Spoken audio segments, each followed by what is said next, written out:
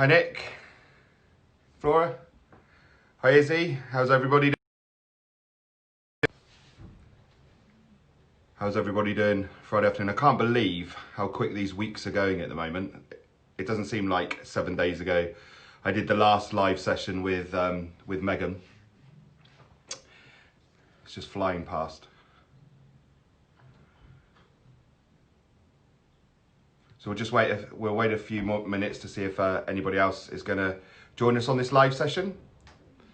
The weather here has been horrendous today. I don't know whether you can see behind me, but the wind is blowing pretty strongly. That's why I'm using the earphones today, because in the conservatory it's pretty loud with the wind whistling through.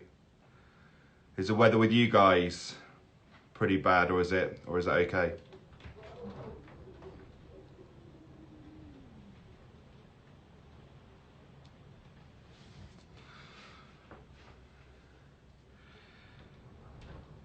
Okay, so those of you that are on now, I hope you've been enjoying the Friday live sessions that we've been doing. Last week with Megan was incredibly enlightening, listening to her story of pre-stroke and then kind of during the stroke, and then what she has achieved since she had a stroke is nothing short of remarkable. And to win a gold medal at the Paralympic Games is phenomenal. And I'm in awe of what she's achieved and what she continues to do. And the week before that with Michael Liner as well, listening to his story post-stroke as well, was also incredibly exceptional. Just want to say thank you again this week for everybody supporting me and also the charity. We are working incredibly hard in the background, creating alongside the Stroke Association the stroke specific exercise videos, and I'm going to be with the team launching the introduction video this evening, which will be available on our YouTube channel. So I will make sure that we post some social out about that over the next 24 hours, and then next week we will be launching our library of stroke specific exercise videos in partnership with the Stroke Association. So completely excited about that. Hope those of you that want to engage with them are looking forward to seeing the material, and will give us lots of constructive and positive feedback so we can shape the way that we make these videos moving forward. Okay, so moving on to today's guest. We have got an incredibly talented lady joining us, a lady by the name of Sarah Belson. She is the International Development Manager for the World Stroke Organisation. And I've got to be honest, before I had a stroke, I was completely ignorant to the world of stroke. And I'd heard of the Stroke Association, but that pretty much was it. I'd obviously heard of the FAST campaign. But I had no idea of the amount of people that were working in the world of stroke, be that prevention, rehabilitation, and the amount of phenomenal organisations that are out there to try and support people in both prevention of stroke and then supporting people in their journey in life after stroke. And Sarah's one of those individuals that works for both the Stroke Association and also the World Stroke Organisation as the International Development Manager. So I think it's probably a good time now for me to bring Sarah into this live session. So if you just bear with me a second, I will invite Sarah in. You should receive an invite now, Sarah.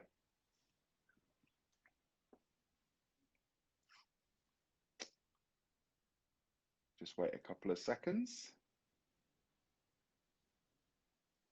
So I've just seen a few of you said it's sunny where you are. Yeah, I think the sun's trying to break through here, but hopefully the wind will blow the clouds away. So we're just waiting for Sarah to join us.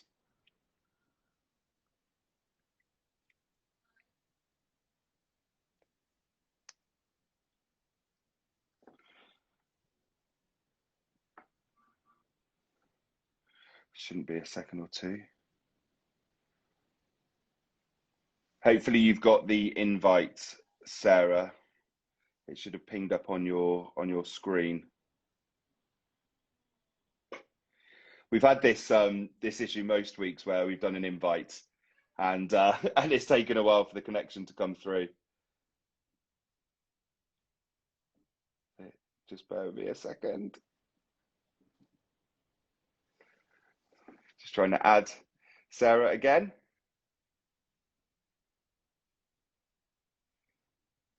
Technology. Always happens when you go live as well. Hey! There she is. It's a learning journey, right? That we're all on. Absolutely. Yeah, and it always happens on the live. If you're doing a pre-record, it'll just happen like that. Oh, It'll yeah, be instantaneous. The minute yeah. you go live, you can guarantee that there'll be a Exactly. technology failure. How are you, Sarah? I'm very good, thanks, Craig. How are you? Yeah, I'm good, thank you. I was at the doctor's today. I had some bloods taken after a bit of sickness a couple of weeks ago, not COVID-19 related, but certainly related to kind of my stroke. So I was at the Yeah, I was at the doctor's today, and what a phenomenal job they're doing in the NHS, really. You know, with the 2 meter spacing, the kind of one in, one out. Yeah, it was good. But my arm's still recovering from the injection. Sorry, the pulling of the blood. She could not locate a vein at all. So I think she stabbed me a few times. oh no. So Craig, not only you're an expert stroke survivor, but also accessing medical support in the time of COVID. I mean, I'm sure your insights are pretty interesting. Yeah, it's a very interesting time. A couple of weeks ago, I mentioned on the live, actually had to, following ironically the campaign that the World Stroke Organization pushed out around the importance of kind of dialing 999 or the emergency Yeah, services in whichever country. I actually had to do that only a few days afterwards. And yeah, the attention to detail is phenomenal. So yeah, I've got experience of it, fortunately, and touch wood, not coronavirus, but certainly got experience of the NHS in the areas in which they're used to A&E, you know, and all of those sort of things, and they're doing a great job. yeah, Doing a really, really good incredible, job. incredible. So I just mentioned, Sarah, that pre-stroke I had very, very little knowledge, you know, of the world of stroke. Very, very little. I was ignorant to it.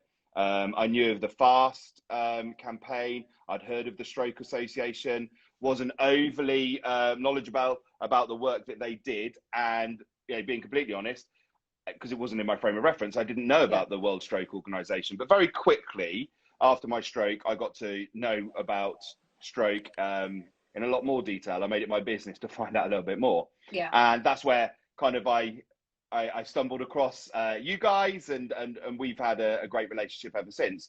But I think it's really important that we spend a bit of time for you to explain what the World Stroke Organization does, and particularly your role within it, if that's all right, Sarah. Yeah, of course, of course. So I'll give you a bit of an overview of the World Stroke Organization. So I'll refer to it as WSO just for brevity. But so the WSO is the only global stroke organization, and each year, 14 million people suffer a stroke worldwide. 14 million. 14 million, and there's 80 million people living with stroke, so stroke survivors. And if you can imagine, those people are in very different contexts. So of course in the UK and the States and Canada, but across sub-Saharan Africa, across Asia. And so the WSO has a mission to reduce this global burden through more effective prevention, better treatment, and long-term support. Yeah. And the way that it does that is through strengthening global capacity to respond. So that's capacity of medical and allied professionals, but it's also capacity of non-profits and charities such as A Stroke of Luck, and also the self-management of stroke survivors. You know, we all have a role to play in responding to stroke. And so there's lots of activities that are done around building awareness and growing the organisation and the movement. And so some of the activities that the World Stroke Organisation would be involved in are enabling and supporting research, the development of stroke support organisations. So when I say stroke support organisations, I mean non-profits and charities such as A Stroke of Luck. WSO produces and disseminates guidelines and engages and promotes programs to improve prevention and dementia. It implements the World Stroke campaign, and so the World Stroke Days on the 29th of October each year, and provides education, increasing. I mean, the main focus of that education has historically been for medical professionals and allied professionals, but now increasingly I'm working with the education team at World Stroke Organisation and recognising that education is needed for non-professionals as well, to, you know, what is full and accurate information about stroke, how do you engage in advocacy and campaigning. So that's a brief overview. That you might have some follow-up questions. Well, it's a wide arching, isn't it, kind of remit that the WSO has. Because you're looking at kind of the prevention side of it, working with experts around that, and then also life after stroke as well. You know, it's wide ranging, the work that you guys do. So we know that you've got a global reach, and you've talked about you know, potentially some differences between UK and sub-Saharan Africa. Where is your work particularly focused, or is it just literally the breadth of the globe that you're working, or do you have particular areas that you're most focused on? So for the World Stroke Organisation overall, it's across the world. And there isn't necessarily priority geographic areas. But having said that, we recognise that in resource constrained settings, so in areas of sub-Saharan Africa, in areas of Asia, there may be greater gaps in the stroke care pathway, or that those gaps may be more pronounced than they might be in higher income countries. So a lot of energy does go into supporting stroke prevention and care in lower middle income countries. Okay. So it's clearly a very, very busy organisation that you're part of. So your job title is International Development Manager. That sounds like a big title to have, Sarah. So you specifically, what is your role within the WSO then? And how do you achieve your outcomes, you know, and your aims and objectives? Well, to put it in context, my background is in international development, and when I say that, I mean that I've worked with a number of international organisations to support and accompany local organisations to deliver their aims and objectives.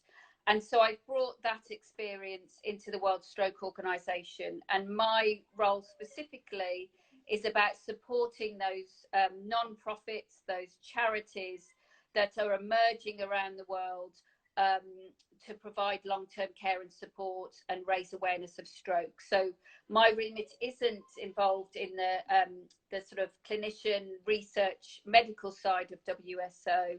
My work is involved with stroke non-profits, and what I basically do, I'll try and sort of shorten it, is that I act as a focal point. So as new organisations and existing organisations find out about the World Stroke Organisation and come to us for resources or to be signposted to activities in their particular region, or to get ideas and information from the World Stroke Organisation, they would come to me. And so I have a big database of all these organisations around the world. And then sorry, Sarah, how many of those are you kind of, have you got stakeholders in at the moment, and how many stroke support organisations do you manage? So last year, 2019, we had 64 stroke support organisation members of the World Stroke Organisation, and they came from 38 countries around the world.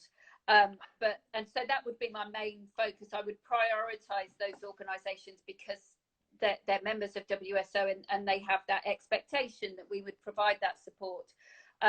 However, there's also lots of other organisations that aren't yet members of WSO, and also individuals that, you know, haven't got an organisational background yet, but they're trying to raise awareness. They're trying to connect with other individuals in their particular country to try and do something about stroke. And largely what motivates these organisations to establish is they're either led by stroke survivors or by people affected by stroke, so wider family, or allied professionals and medics who say, you know, the awareness in our country of stroke is so low that compounds the incidence rates and the prevalence. We need to do something about it. So very committed people and motivated people are at the helm of these organisations. And the Stroke of Luck is one of those. Yeah, exactly. So we launched, as people know, on the 1st of May 2019, and very, very quickly you and I were in conversation. And you know, a very proud moment for me is very early on within our life. So within the first month, the World Stroke Organisation picked up on our focus and our aims and objectives around supporting stroke survivors in their life after stroke by supporting their physical, mental and emotional well-being to make them, I guess, enriched and fulfilled for the rest of their lives.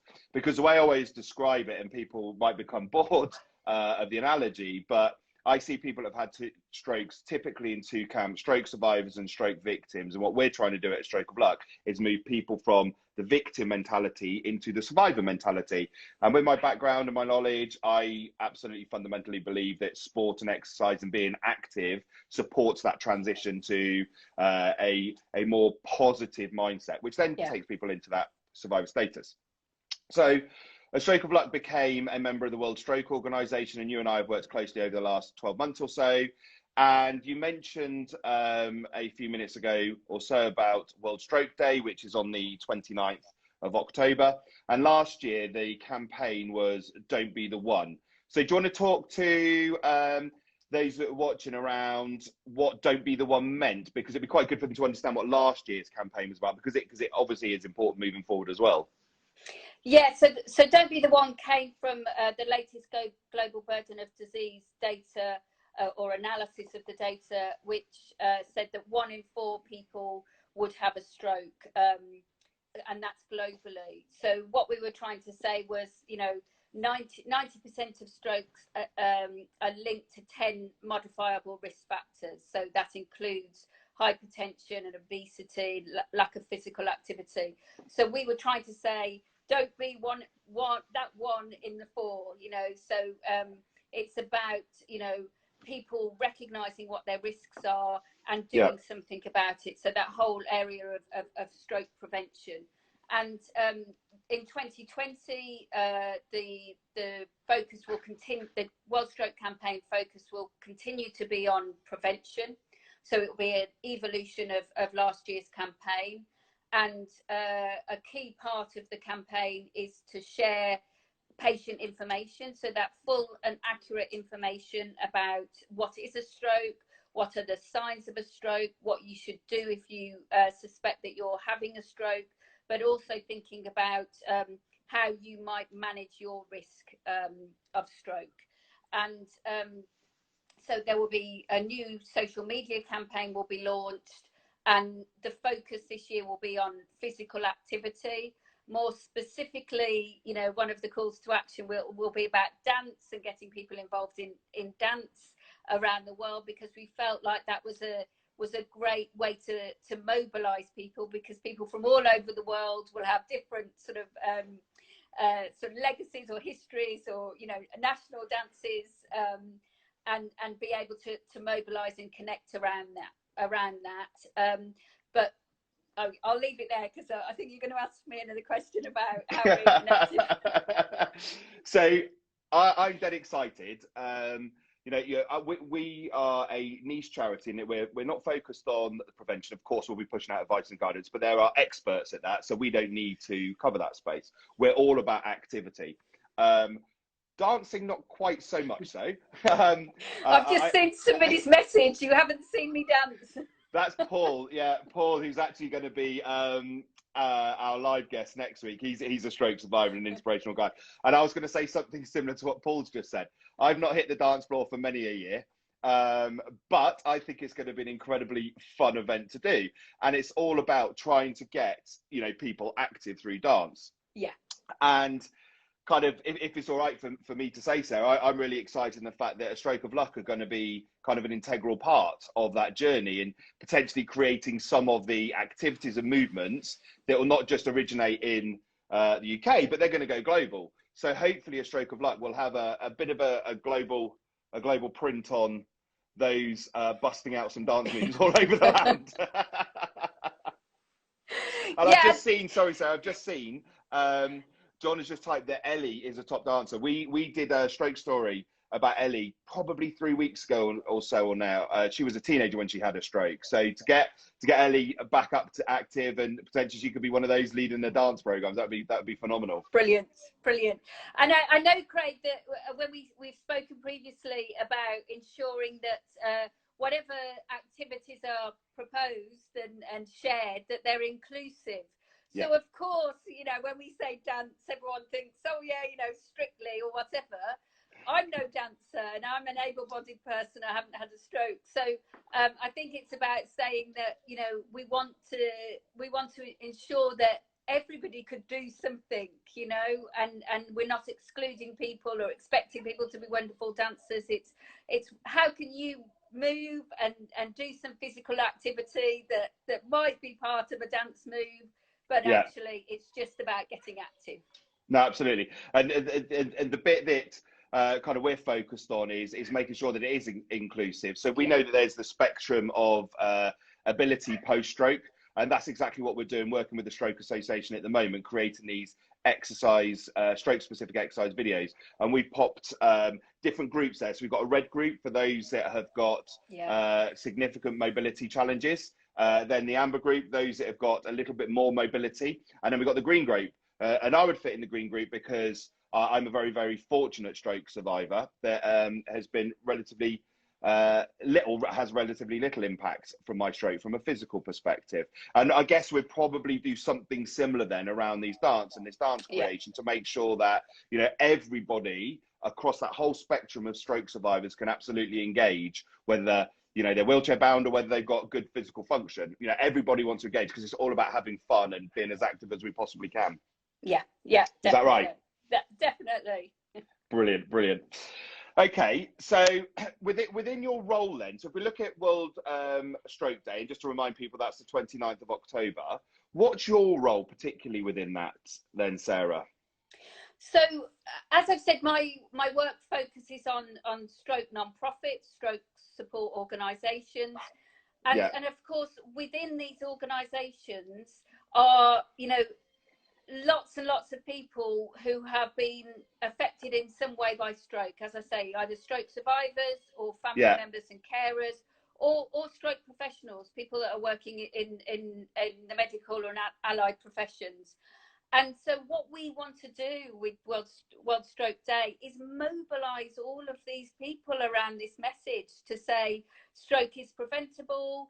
If you've had a stroke, there are ways that you can stay healthy and ensure that, you know, you manage your risks and live as healthy and good a life as possible post-stroke.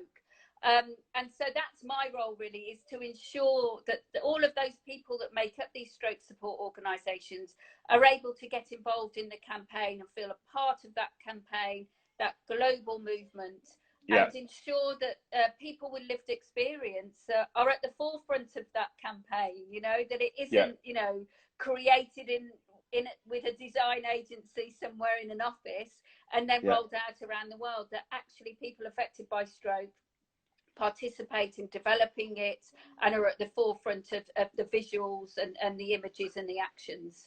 And that's critical, isn't it? It's critical to get the buy-in from stroke survivors, because there'd be nothing worse than, as you say, getting a design agency to create this wonderful campaign, but it doesn't quite hit the mark because stroke survivors can't engage with it. So absolutely right that, you know, someone like you is then engaging with stroke support organisations to make sure that they've got a voice within the campaign, so it is accessible. Okay, brilliant. Is there anything more that you want to kind of get across from the World Stroke Organisation, Sarah, in this session? Well, I think one of the things that I'd like to say is that, you know, part of my role is facilitating this global network of people affected by stroke and stroke charities. And A Stroke of Luck is a relatively new member of that network. But wow, you know, in that year, our engagement and your contribution to that network has been so positive. And I think it's a really great example of what we mean by the global stroke movement and the stroke support organisation network. And so my role is about facilitating connections and acting as a conduit. But the role of stroke support organisations like a Stroke of Luck is to be a key member of that network, to contribute to that network being of value, and to be healthy and to share your experiences and insights. And I think your involvement with the World Stroke Campaign is such a great example of this, because you have a unique approach to life after stroke, so exercise-based recovery, that resonates with many people around the world, but they're not necessarily leading on that, or may not have developed resources yet about that. And so an organisation like a Stroke of Luck has so much to offer the global stroke support organisation network. And yeah, we're just really excited to work in partnership with you. And, you know, I know that you've already connected with some of our stroke support organisations in Africa who are just so excited, you know, about those kind of collaborations and sharing experience and resources. So yeah, I mean, I guess I just want to say thank you, and that you're really demonstrating what the network can do and what it can be. No, thank you for that feedback. It's nice to get some positive feedback. You know, when you start on a journey, and it was just after I had a stroke, I thought I want to do something and kind of give back to a community that I was ignorant to before I had my stroke. And it's just snowballed from there. And, you know, I'm hyper excited about the evolution of a Stroke of Luck and where it can head, and kind of just working in collaboration with the WSO and, you know, as you mentioned, some stroke support organisations in Africa and hopefully further afield. You know, we seem to be snowballing at quite an accelerated rate, which is fun. And hopefully we're going to have, you know, positive impact, because that's ultimately what I set the charity up for, is to have positive impact in the UK. I didn't think wider of the UK when I set it up, and then after speaking to you, I actually know there's a global need. Do you remember that first conversation we had, and we were like, oh wow, this could really work, you know, connecting a Stroke of Luck to other organisations globally. So yeah, I mean, it's happening. It is happening, and I didn't quite expect it to happen at the speed that it has, but you know, let's enjoy the journey, and let's make sure that you know, it's as positive one as it can possibly be. Yeah, definitely. Well, Sarah, thanks ever so much for giving your time to join us on this live session. I really appreciate it. Before you do just dip off, if that's okay, we've got a comment that's come in, and I think it's a really, really important comment that we pick up on, saying that strokes happen to healthy people too. And I think that's an incredibly important point for us to pick up on, because it's 100% true.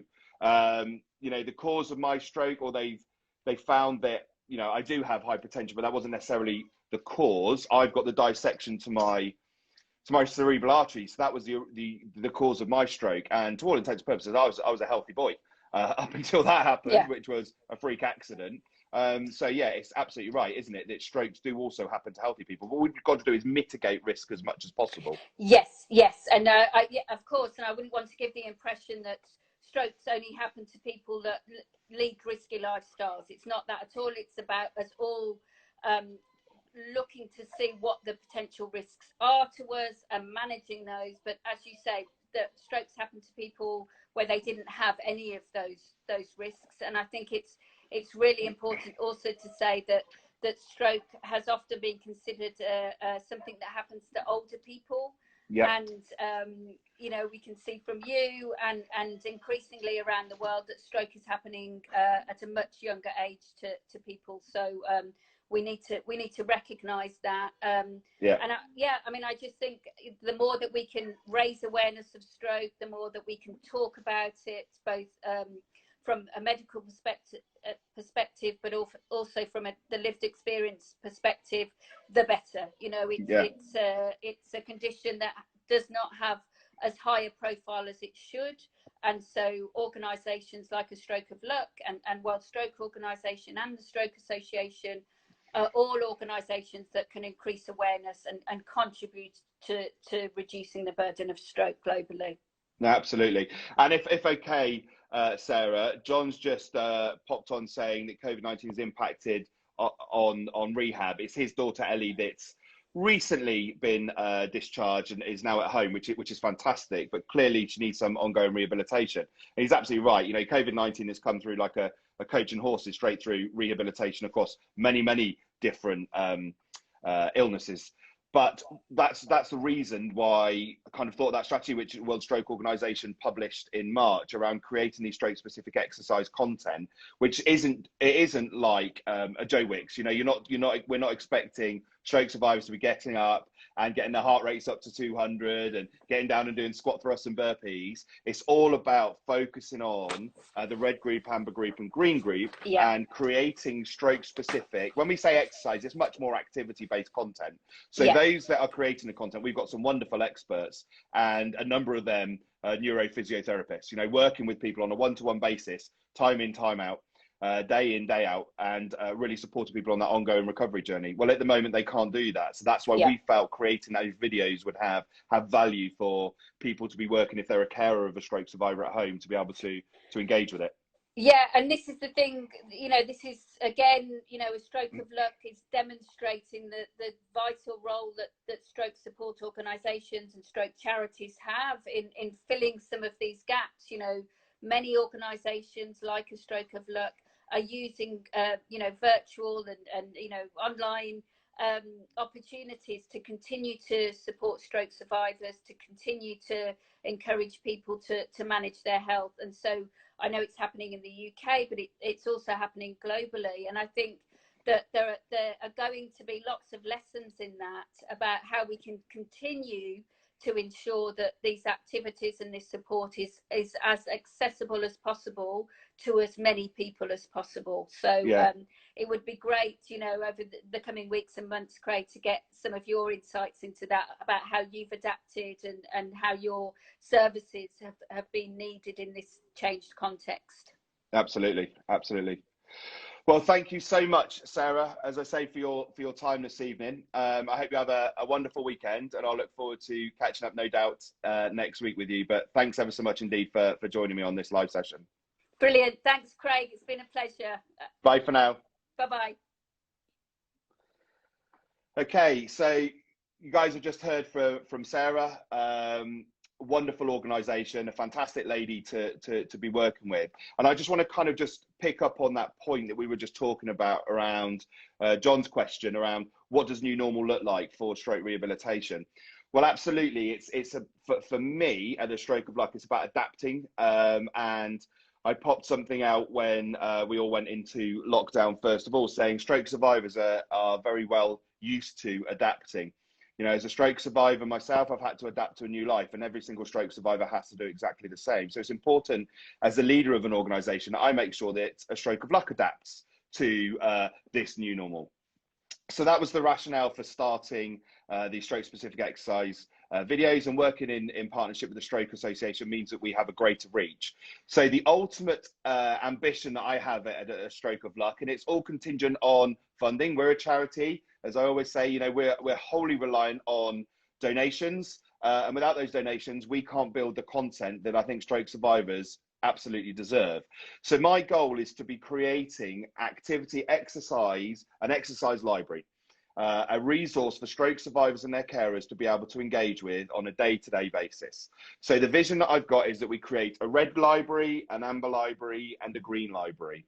And housed within each of those coloured libraries are a range of different activities that stroke survivors can go through in the safety and comfort of their own home. As I said, we've got some phenomenal experts who are the ones that are building the content. It's my idea, but I can't build the content because I'm not an expert in that area. But we have got some phenomenal people partnered with a stroke of luck that are dedicating their time to focus on how they can create some exercise video content for stroke survivors. And kind of I'm blown away by the commitment that these experts have shown, which is phenomenal. But I'm gonna reach out to those of you that are watching live and those of you that watch this later. We can't do this work, and the experts can't do this work, and we can't fulfill our aims and objectives if we don't get funding in. Because we're such a young charity, we're not in scope for government grants. So we rely at the moment purely on the generosity of individuals that think that a stroke of luck is doing something quite powerful, and they'd like to contribute to support us in supporting stroke survivors. So if you do have a few pence, a few cents, a few pounds, a few dollars, whatever your currency, a few euros to spare, please do visit a Stroke of Luck website, which is just a strokeofluck.co.uk. Click the donate button and donate as little or as much as you can, because every penny counts to us. Every penny enables us to do that little bit more to support stroke survivors. Okay, I hope you've enjoyed the Friday Live session this week. I certainly have. Sarah's as I say, is a fantastic person to work with, incredibly generous of her to give up her time this evening to do the session with me. So last thing for me, as ever, stay safe, everybody. Have a fantastic, hopefully relaxing weekend. And I'll look forward to you watching the live session next Friday. And as I say, the guest next Friday is Paul Burrows, a stroke survivor himself, and he's got an incredible story that I'm sure that you'll be very, very interested in listening to. Okay, so thanks everybody for joining me on this session, and have a fantastic weekend. Bye for now.